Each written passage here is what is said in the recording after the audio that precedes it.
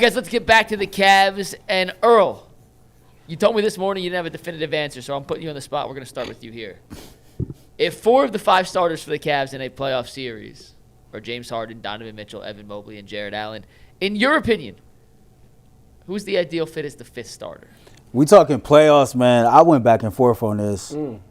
I got to go Sam Merrill, right? Because I know ideally the Cavs will probably want that to be Dean Wade, but Dean Wade don't hit three-point shots on a consistent basis. And we all know if Dean Wade ain't hitting shots, then he damn near pretty much ain't playable, right? And then the other option being Jalen Tyson. I think I love what I'm seeing from JT as he's evolving as a basketball player, but maybe year 2 starter in the playoffs, maybe that's too much too soon for him. Where Sam Merrill, he'd have been around a little bit longer, a little bit more experience.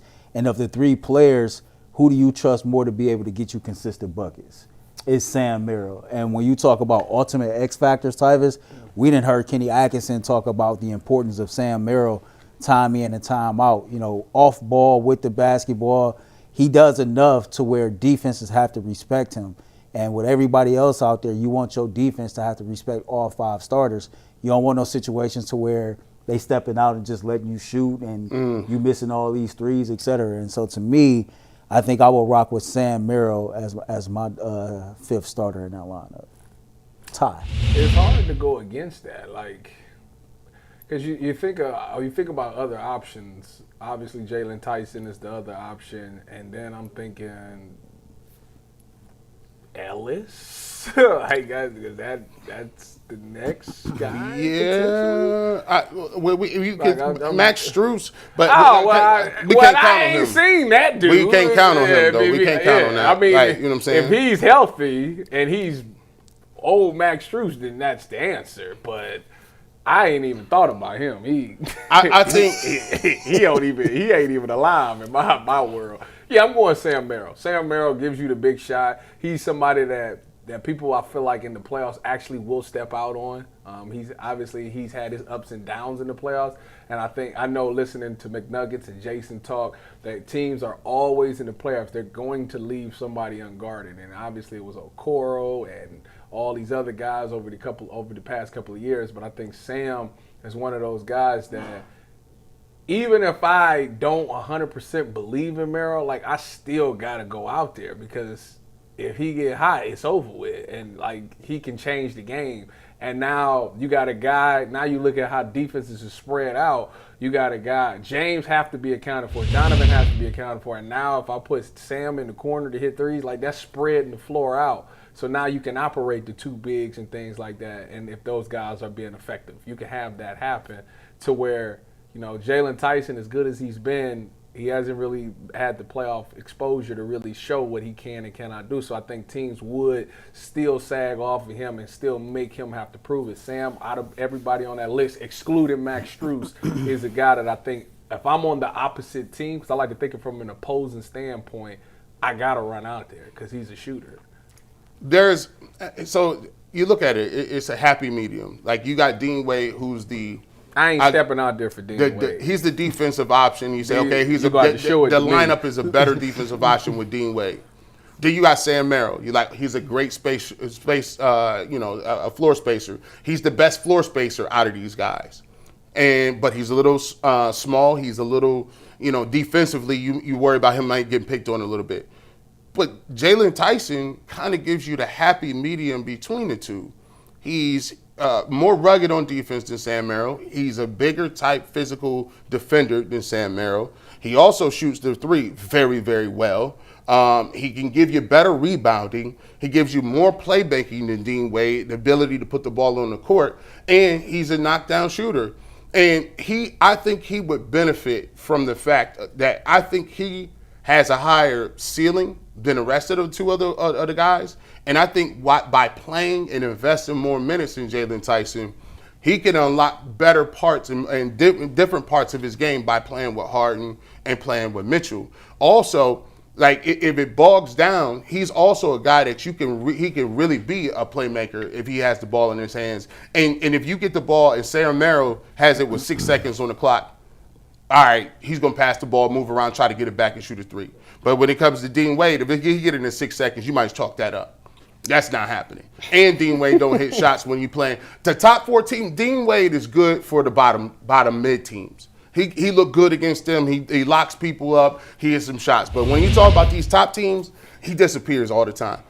I would give a slight edge to Jalen Tyson because he's shooting the ball so well. Ironically, I still believe that Sam Merrill is a better shooter, even though the statistics may say that they're kind of the same. But I think Sam Merrill is a better shooter. Depending on what the matchups are, I would go with either one of those two. I'm going to give a small edge to Jalen Tyson to see him play. But I think we all can say, is anybody showing Dean Wade? Is anybody want to see that experiment? Dean Wade is last on that. No, and look, the whole starting 5 thing is cool, but the biggest talking point as we get further along would be who is in that closing 5 lineup for the Cleveland Cavaliers, right?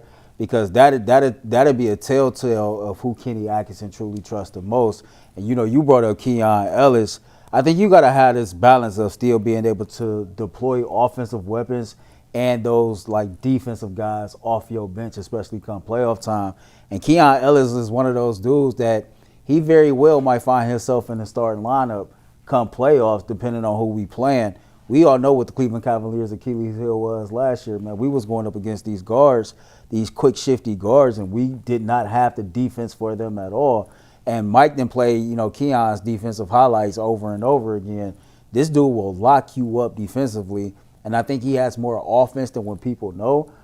He was just stuck in, Sacramento, so that's that. But he's another one of those guys that kind of fit the mold of what Kobe Altman and the Cleveland Cavaliers has done lately. Another guy that's undrafted or a late-round pick that's, get the opportunity to be developed as a Cleveland Cavalier, and you unlock other things in his game. So, Kenny got some good problems to have on his hands right now, but I would definitely be paying attention to what lineups are he closing with against what teams as we kind of wind down in the regular season. Keon Ellis look like my dude on 2K. Your dude on 2K got locks? That's crazy. My dude on 2K got waves. True story. Actually, my dude on 2K got dreads. I got the locks. Whatever. There you go, man. So, G, you mentioned matchup.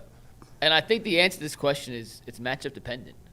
And I think there are certain teams where you need the size and length of Dean Wade on the perimeter. My hesitation with Sam Merrill is if you have a backcourt of Merrill, Donovan, and Harden starting against some of these quick, electric, offensive-minded guards in the Eastern Conference, who's your stopper? Who are you asking to stay in front of Tyrese Maxey with that? Who are you asking to try and shut down Jaylen Brown in that situation? Now against a team like OKC that can put the pressure on Donovan and Harden, I think you need more playmaking at the 3, and that's where I think Dean Wade doesn't fit into the equation. Max Strus, who I know isn't healthy and hasn't been healthy this season, kind of gives you a little bit of the best of both, where he can still provide some defensive resistance and more shooting than Dean Wade. And my issue with Tyson in the spot, even though he fits from an archetype standpoint, he's too good to just stand in the corner. He's become too good of a basketball player to be designated to a spot up, stand in the corner, and don't move offensive weapon. I think he's just too good.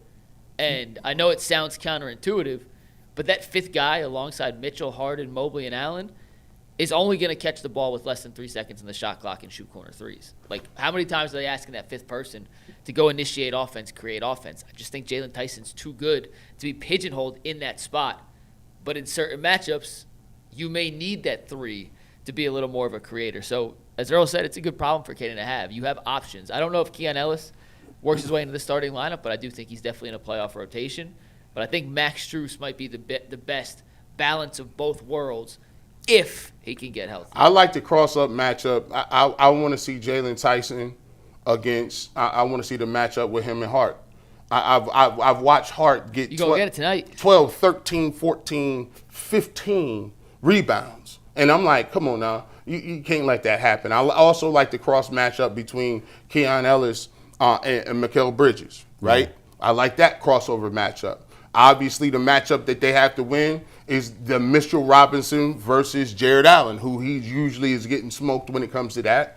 And by the way, Evan Mobley I need you to gee, man, it always comes to this. It always come down to this. Like, I don't. The thing that irks me about Evan Mobley, irks me about the Cavs a lot, is that they have lazy closeouts. Like, they have lazy closeouts, and in the first quarter, the Cavs do a bunch of "I dare you" shooting. Like, instead of getting out there, closing out under control, contesting, and making it difficult, they let Cat walk into a three. You know what he wants.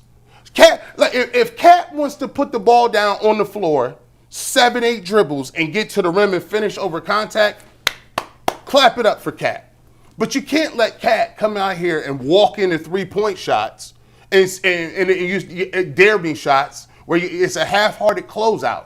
You can't let Bridges have these half-hearted closeouts to the corner and he's hitting the three. I need them to have a level of a game plan when it comes offensively, because even when you see against Oklahoma City Thunder, they let people get to their pet stuff. Like Joe. Like, you let a dude named Joe. Hey, Mike. You know what Cat gonna say tonight, right? What you gonna say? Oh my gosh! Here we go. Dean Wade got to start, I think, the last 2 or 3 games. So you think get to start tonight against New York? Jalen Tyson. Probably Dean again. Think so? I think it'll be Dean. Yeah, New York's huge. I mean, outside of Brunson, it's 6'6", 6'8", 6'9", 7 foot. So I think they use it with size. That was. We listen. You know what I'm saying? Hey, that's like when you go up to the referee and you ask the ref, "Hey, listen, I'll get it next time. I'll see you." He's like, "You fouled me on the lower block." I got you. I got you. Got a makeup call. But here's the thing with Wade. Why I would rather invest in my younger guys than investing in a guy who's already complete. I get it. They like Dean, but coaches fall in love with the idea of Dean Wade. Oh, he's 6'10", man. He can knock down that three. And I'm like, yeah, he's also 6'10", and he can't dribble 2 or 3 times. He also will turn this rock over, and he might not hit these jumpers. But, I mean, he's a serviceable, solid defender. I'm like, man, look, I would rather see what the exact ceiling is for Jalen Tyson. I just want to see. But are you able to figure that out in the starting lineup, though, G? Because that fifth starter, I'm telling you, just gets put in the corner and says, rebound, defend, and don't move. Why don't they run nothing for him then? Because it's a James Harden offense now. They're running pick and roll. I mean, like, you see the dilemma. Because, like, I'm not saying that Jalen Tyson's a better player than Dean Wade. Sam Merrill's a better player than Dean Wade. Max Strus, one health, is a better player than Dean Wade. But that fifth person in the lineup, between Donovan, between James, between Evan, and the pick and rolls, like, they're just not getting many opportunities with that group to actually initiate offense. Well, the thing is, people are going to just leave him open. So on offense, they're going to say, listen, hey, Dean, if you hit this, great. If you but let you know, this is how we going to move. So my thing is, if you Kenny and they understand that he's going to sit in the corner, Kenny, draw something up. I mean, this don't sound crazy, but based on how Mike is explaining it, it's almost like Mike feels like, some of these guys are too good of a basketball player to be pigeon-toed into the starting lineup because they will have a cap on what they're able to do. And if all you got to do is play defense, rebound, and occasionally hit a corner three, start Naquan Tomlin. He an energy guy. He going to play defense. Like, he going to rebound the basketball. Naquan's the third worst corner three-point shooter in the league, right? Yeah, but you saying they only going to get the ball with like 3 seconds left. Like, the way that you explained it made it seem like that fifth starter and that 3-hole is just there to play defense and rebound. Do they need it? But he has to be able to make a corner three. And listen, you guys know I don't love Dean Wade. I'm not the biggest Dean. In his last 12 games, he's shooting 61.5% from three. He has 1 turnover in his last 8 games. Like, 1. Here's what I'll say. Yes. And he was terrible against OKC. It's a good thing to have a very talented starting 5. But when you're in the playoffs, these games come down to 1 or 2 possessions. Mm-hmm. We've seen them. And if I got my best lineup and I got a guy, if things break down, I could get more out of Jalen Tyson. If things break down, and here's another reason why I would look to have Jalen Tyson, because you really can't count on the offensive prowess of Evan Mobley or Jared Allen. You can't go into that thinking, oh, they gonna get touches. Sometimes Evan Mobley will go a whole quarter and you don't even know he's out there. So there's times where I get it. He's supposed to be the third option, but I need somebody else to be able to maneuver and get a bucket when we need to get a bucket. So I get what you're saying. In general, I think that in a perfect world, you would have him where he can operate with the second string roster, move around, be more of a playmaker, be a facilitator, do a lot more off the bench. But I just think it's going to be interesting as we look at it to see what they get to, because I do think that they do need to have a solidified starting lineup that they're going to play, right? So people can get some rhythm. What's the numbers for the playoffs? Is have 7 or have 8 but play 7? Or is it? Yeah, as you get deeper. I mean, Kenny played 10 in the first round last year, 9 against the Pacers, and then they got decimated by injuries. It got shorter, but it's usually 10 first round, 9 in the second round, and then 8 trust 7 in the I personally feel like right now, who is the 7 you trust? 7 I trust or 7 who's going to play? Because that's a big difference there. This is sad. Both. Give me both. Give me the 7. I want the 7 you trust first. I mean, guys I trust, Don.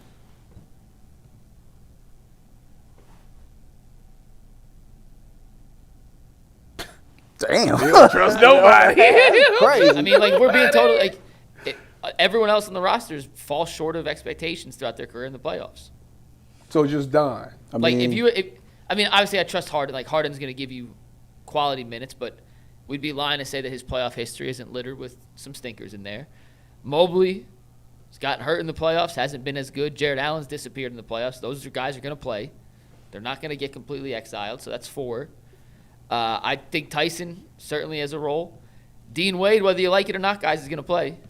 He's their only other backup big they have. He's playing over Thomas Bryant. Like, we can argue about whether they should have addressed that spot or not, but he's going to play because they need a backup big. And then it comes down to Schroeder, Merrill, Ellis. If you have to pick one of those, like, I trust Merrill the most. Schroeder has way more playoff experience. Ellis is the best defensive player of the 3, so pick your poison. I don't know. To me, I think when it comes down to it, I think the emphasis on who the 5th starter is probably too much. I think, honestly, what's more important is the closing 5, and I think that the pairings, when they start making substitutions, is more important than the starting 5 as well. Like realistically, Dean Wade hypothetically can get to start tonight, and the moment that Kenny realized he ain't got it, that dude might play 7 minutes and not see the court again. And now, like, we mixing and matching. So I just feel like sometimes we put too much emphasis on who the starting 5 guys when the first tip go up. But the reality of it is, man, once they make that first substitution at the 7-8 minute mark, okay, who's paired with who now, right? And then once you get down later into games, depending on if we got the lead, if the game is tied, or we got, you know what I'm saying, we got to come back from like 7 or 8 points down. Who you're closing with is going to always matter to me as we get further in the season versus who you starting with. Yeah. Who's your closing 5 right now then? My closing 5 right now? Because I don't have a good answer for myself. So it's funny. I've been thinking about this too. Right now, I got. What depends on the situation. What's the situation? We winning or losing? Let's say in the last 4 minutes, it's a tie game. It's a tie game. Yeah, it's a tie game. All right, let's huddle up, fellas. All right. It's a tie game, and it's the last 4 minutes. Tie game, 4 minutes. It's 100 to James 100 with 4 minutes to go. James and Spider out there. And nobody's in foul trouble, so everyone's available. Dang. Since we who we playing? The Monstars. That's a good question. You're playing. Right now, the Cavs are the 4 seed, which means in the first round they play the 70 seed. You're playing the Sixers. All right, so first round playoff Sixers, match. right? All right, so they gonna have Embiid out there, right? So Jared got to be out there. Jared's out there. Not necessarily. Mobley could be out But who we trust more in pick and roll? Mobley. You sure? You sure about that? That's a great question, Earl.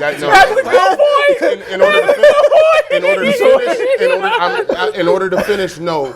I think Allen is a better finisher in the pick and roll and got better Nah, touch. he is. But here's the thing. We got to remember. I mean, the defensive player of the year, though. Right, and he spreads the floor. Yes, he does. And you can bring Embiid Embiid hear me out. He just spreaded the floor against OKC. He had the ball wide open 3 less than the middle level to cut OKC lead down to 2, and he missed that shot. So he got to be able to hit. Mike keeps saying you got to be able to hit the shot. Is Embiid gonna go out? Is Embiid gonna respect it enough to go out there? No, he ain't gonna respect it to go out there. So it's a wide open shot. I think that is he gonna make it though. He under 30% for the year. Here's the thing.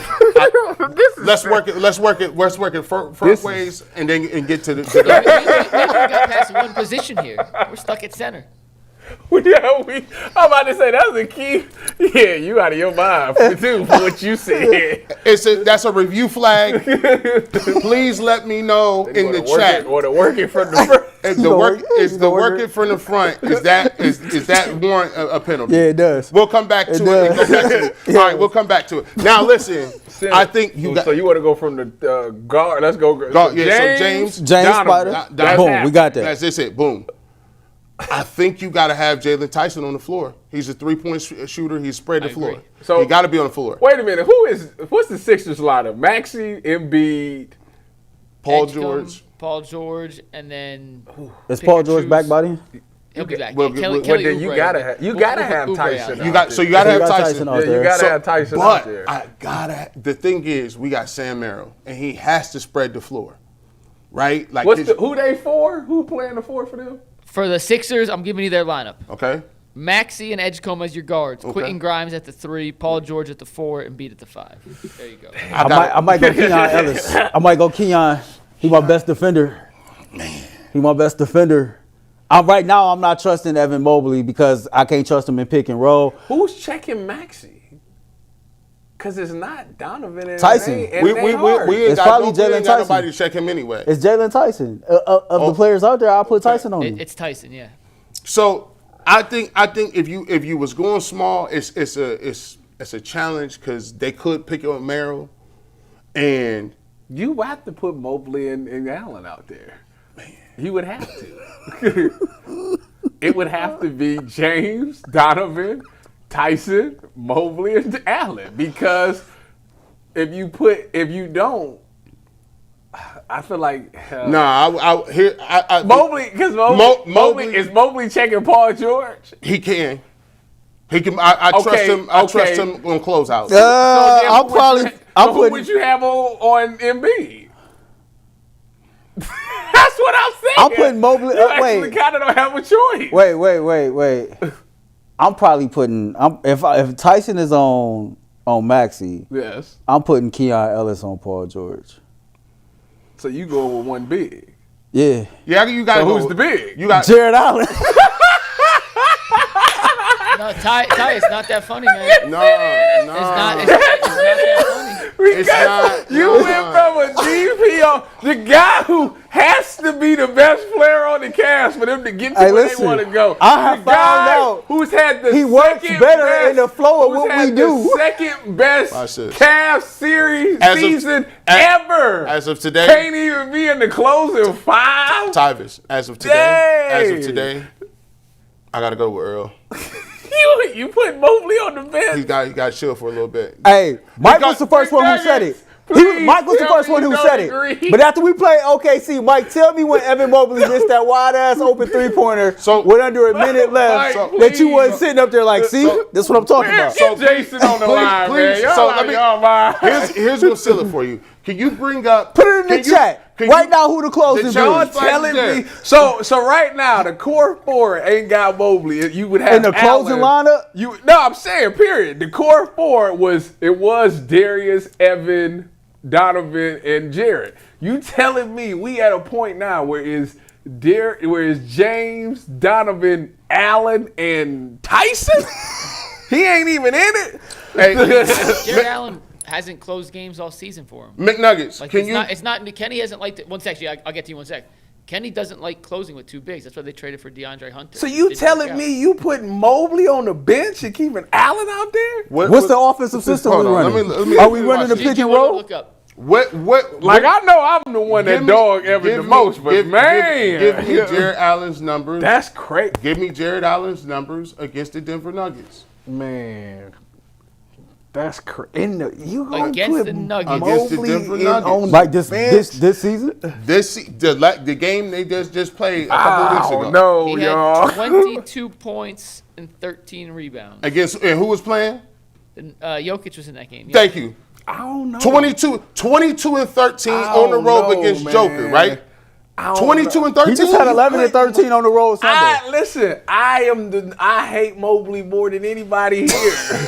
But you telling me you put him on the bench for Allen? He has Jared Allen is better in the pick and roll. Let's ask the savant, Mike. Who's better in the pick and roll? That's Jared Allen. Jared Allen's a much better pick and roll player. He has much better touch It around the doesn't mean he's a basket. better overall player. I but don't he's a better know, pick and roll man. player. I don't know about that. So, Mike, if Evan Mobley is not hitting a wide open three, are we not running into the same situations that we ran into with other players in the past? Yeah, he's got to make threes. And he did make one against OKC, but he's not been able to make threes at a consistent But level. he for missed the last 2 biggest months. one when the score was like 113 to 121 or something to 118 at the time. The 3-point shot that he could have made could have trimmed the lead down to 2. Yeah, It's he still made crucial. 1 3 in But the it's- fourth quarter. He missed his other. But One or it's two. still, he give you 2 things on a pick and roll. You get a pick and roll and a pick and pop. I ain't seen the pick and pop with Mobley. We ain't seen that. Ty, the way We ain't and seen that. Ty, you know I like Mobley more than anyone out here. Dang. The way he's been shooting lately, the teams are begging him to pick and pop. They're gonna beg him to pick and pop right now. They will gladly give up that shot based So on what did we? how he shot. So you know what? It's a conversation off the air we gotta have. We gotta have that conversation off the air. I mean, look, like this, like they're gonna have to figure it out.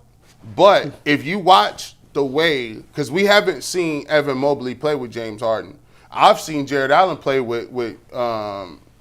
I've seen Jared Allen and Harden play, and he knows where to be. Jared Allen, the same Jared Allen that everybody was screaming for 2 years for the Cavs to trade.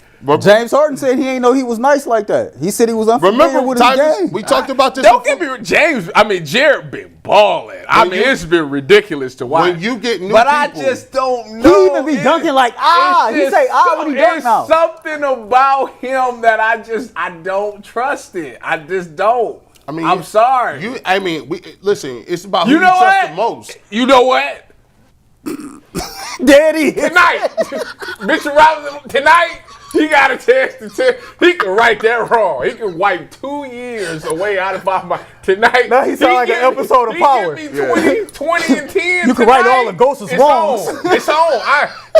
Evan who? I come in here tomorrow because I'm on the set tomorrow and Thursday. You sound like Kane Evan who? talking to Sean. He get 20 and 10 tonight. 20 and 10 tonight. He in the final 5 for the rest of the season. Evan can go fly a kite for all I care. So he got to take out Mitchell Robinson. That's right. All right. his Yeah. wrongs. Mitchell Robinson started this. Yeah.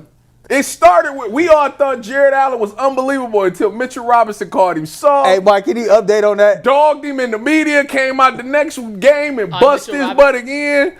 Hey, he played in their last game 2 days ago, so I expect him to play tonight. Tonight. We going to see. Tonight. I will say this. I will say this.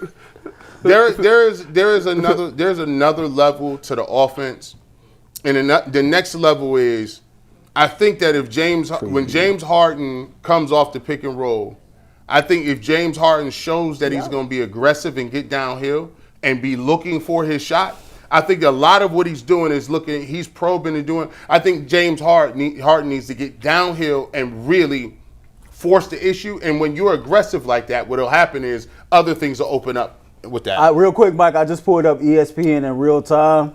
It's saying that he's out with an ankle injury. You're on ESPN? Yeah. Ant, chime in. I'm on ESPN right now. What does the Knicks injury report say? Talking to the mic. Says Miles McBride. Anyone else? No. What are you looking at? It said Mitchell out. Yeah. Mitchell Robinson and You on ESPN? Let me look. I'm gonna send you a picture of the ESPN I'm looking at. This is Y'all, wild. both of y'all. Let me. Y'all don't. Hey, give me an y'all independent- ain't updating y'all app. Hey, give me an independent Mike we and I got- get perspective. trolled. Give me the independent look. Right now on the injury report, the only person out is Miles McBride with a pelvis injury. Yeah, that's what I'm seeing The too. only thing that, and then for the Cavs, Max Max Strus. Strus' foot. Well, y'all looking at the same thing I'm looking at. I mean- Does ESPN not have him listed as out? It do, but Yeah. So we'll see if he plays. He did play. I'm looking at his game log. He played on Saturday against the Rockets, which was their last game. So Well, hopefully we play tonight because Tyson said he needed tonight, he needed tomorrow, to see something. if he don't come back in here with 20 and 10 like he was doing to all them other teams, don't even talk to me about Allen in the closing five. Nothing. Evan, defensive player of the year, second best. So Cavs since we overruled Tyvus, it was two to one. Y'all out of y'all mind. So we got it was Jared Allen. Y'all out of y'all mind. It was Jalen Tyson. Yeah. We had Harden, Mitchell, and then who was our last one? I think I'm gonna roll with Keon Ellis, man. I need. You got last. You got I need one a man. defender. I need the best defender I got out there. the two, Evan. Well, no, Tyson. We overruled you. You had to say Jared Allen. So it's two. It was two. What do you mean? We overruled you. We was voting. It was a team decision. So what do you mean? What's the last person? Well, the last person. The last person, you're closing five. closing five. Who's the four you got? Allen, Harden, Mitchell, Jalen Tyson. Mobley.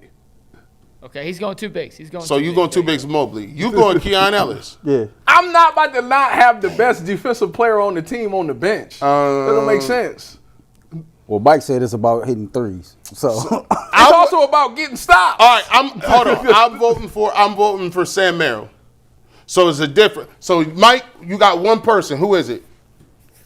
And I have to go with the forward you guys went with because I. No. So we went. So we only. No, ain't no we. You got to go with the four we went with. The tiebreaker is between the last roster spot, Ellis. Merrill, or Mobley. Game situations depending. Has Merrill hit a bunch of threes? Has Ellis hit a bunch of threes? No, you the one. No, you said. I'm giving you. I'm getting to my. Go ahead. I'm Go getting to my ahead. answer. Go ahead. Based on the lineup that Philadelphia would have in the pre-established agreement, Yeah. I'd probably lean towards Sam Merrill. All right. I probably would lean towards Sam Merrill, but I can see an argument for Evan Mobley in this case too, because you'd have the big size advantage, and maybe you'd want a second big to deal with Embiid. So here's how we gonna do it. Depending on what You trust Allen to tech Embiid Watch this by though. himself? Watch this. It's tonight. If Evan Mobley outperforms Jared Allen, we'll swap him out. It's trust- interchangeable. We gonna see tonight. Allen to check We gonna see. Embiid by himself. We gonna see though. That's Well, what gee. you tell him. You gonna lead a defensive player, the reigning defensive player of the year on the bench against historically one of the best centers. Looking like that right now. That's If you feel like you got to outscore him, but the beauty is we I got don't 24 know about games that, left man. to figure this out, and Kenny Atkinson has some difficult decisions on his hands because he has not shown the propensity to want to close with two bigs. But you got two bigs making a lot of money, and you're going to have to find a way to make them work offensively. We got one last thing we got to touch